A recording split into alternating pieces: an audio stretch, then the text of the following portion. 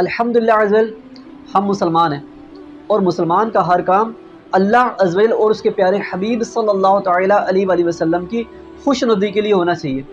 مگر افسوس ہماری اکثریت نیکی کے راستے سے دور ہوتی جاتی، شاید اسی وجہ سے ہمیں طرح طرح کی پریشانیوں کا سامنا ہے۔ کوئی بیمار ہے تو کوئی قرض دار، کوئی گھریلو ناچاکیوں کا شکار ہے تو کوئی تنگ دست و بے روزگار، کوئی اولاد کا طلبگار ہے تو کوئی نافرمان اولاد کی وجہ سے بیزار۔ الغرض ہر ایک کسی نہ کسی مصیبت میں گرفتار ہے۔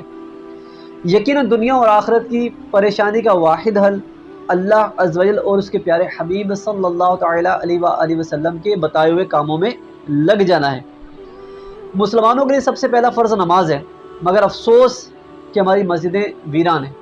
یقیناً نماز دین کا ستون ہے، نماز اللہ عز وجل کی خوشنودی کا سبب ہے، نماز سے رحمت نازل ہوتی ہے، نماز سے گناہ معاف ہوتے ہیں، نماز بیماریوں سے بچاتی ہے، نماز دعاؤں کی قبولیت کا سبب ہے، نماز سے روزی میں برکت ہوتی ہے، نماز اندھیری قبر کا چراغ ہے، نماز جنت کی کنجی ہے، نماز مومن کا نور ہے، نماز میٹھے میٹھے آقا صلی اللہ تعالیٰ علیہ وسلم کی آنکھوں کی ٹھنڈک ہے، نماز پل صراط کے لیے آسانی ہے، نمازی کو سرکار دو عالم صلی اللہ تعالیٰ علیہ وآلہ وسلم کی شفاعت نصیب ہوگی۔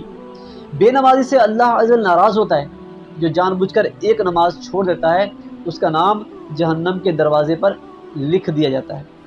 زندگی بے حد مختصر ہے، یقیناً سمجھدار وہی ہے جو جتنا دنیا میں رہنا ہے اتنا دنیا کے لیے، اور جتنا عرصہ اس کا قبر و آخرت کا ہے اتنا قبر و آخرت کی تیاری میں مشغول رہے۔ کئی ہنستے بولتے انسان اچانک موت کا شکار ہو کر اندھیری قبر میں اتر جاتے ہیں۔ اسی طرح ہمیں بھی مرنا پڑے گا، اندھیری قبر میں اترنا پڑے گا، اپنے کیے کا پھل بھگتنا پڑے گا۔ حدیث شریف میں ہے کہ قبر روزانہ پکار کر کہتی ہے، اے آدمی کیا تو مجھے بھول گیا؟ یاد رکھ میں تنہائی کا گھر ہوں، میں اجنبیت کا گھر ہوں، میں گھبراہٹ کا گھر ہوں، میں تنگی کا گھر ہوں، میں کیڑے مکوڑوں کا گھر ہوں، مگر جس کے لیے اللہ تعالیٰ مجھے وسیع کر دے۔ پھر آپ علیہ السلام نے مزید ارشاد فرمایا کہ قبر جنت کے باغوں میں سے ایک باغ ہے یا پھر دوزخ کے گڑھوں میں سے ایک گڑھا۔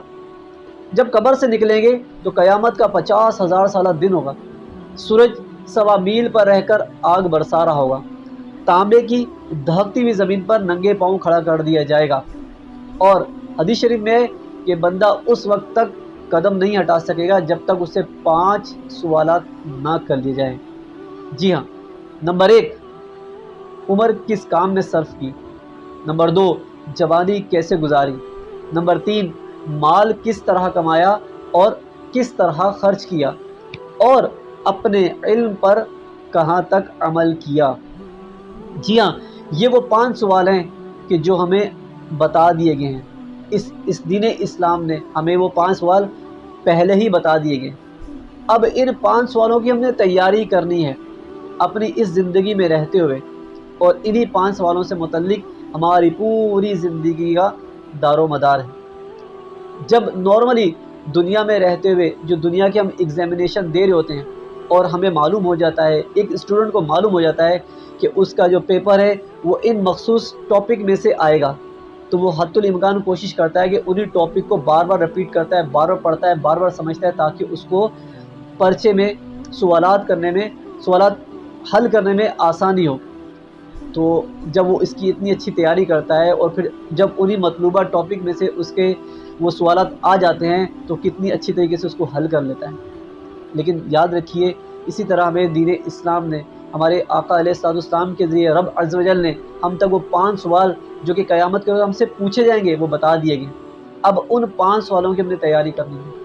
اب یہ ہم پر ڈیپینڈ کرتا ہے، ہم پر یہ انحصار کرتا ہے کہ ہم ان 5 سوالوں کی تیاری کیسے کرتے ہیں، اپنی عمر کیسے گزارتے ہیں، اپنی جوانی کو کن کاموں میں خرچ کرتے ہیں، مال کیسے کماتے ہیں اور ان کو کیسے خرچ کرتے ہیں، اور جو ہمیں اللہ تبارک و تعالیٰ نے علم عطا فرمایا اس علم پر ہم کہاں تک عمل کرتے ہیں۔ تو ہم اللہ تعالیٰ سے دعا کرتے ہیں کہ اللہ پاک ہمیں ان 5 سوال جو کہ روز محشر ہم سے پوچھے جائیں گے، ان 5 سوالوں کی اچھی طرح تیاری کرنے کی توفیق عطا فرمائے، اور اس سے پہلے قبر کے 3 سوالات کی بھی تیاری کرنے کی توفیق عطا فرمائے۔ سب سے پہلا مرحلہ قبر کا ہی ہے، اگر قبر میں ہمارے معاملات آسان ہو گئے تو انشاءاللہ عز و جل روز محشر بھی ہمارے لیے آسانیاں ہوں گی۔ اللہ پاک سے دعا ہے کہ اللہ پاک ہمیں اپنی عبادت کرنے کی توفیق عطا فرمائے، خشوع و خضوع کے ساتھ تمام ہی معاملات ادا کرنے کی توفیق عطا فرمائے، آمین بجاہ نبی الامین صلی اللہ تعالی علیہ وآلہ وسلم۔ صلو علی الحبیب صلی اللہ تعالی علی محمد صلی اللہ تعالی علیہ وآلہ وسلم۔ صلو علی الحبیب صلی اللہ تعالی علی محمد۔ مجھے اپنی اور ساری دنیا کے لوگوں کی اصلاح کی کوشش کرنی ہے انشاءاللہ۔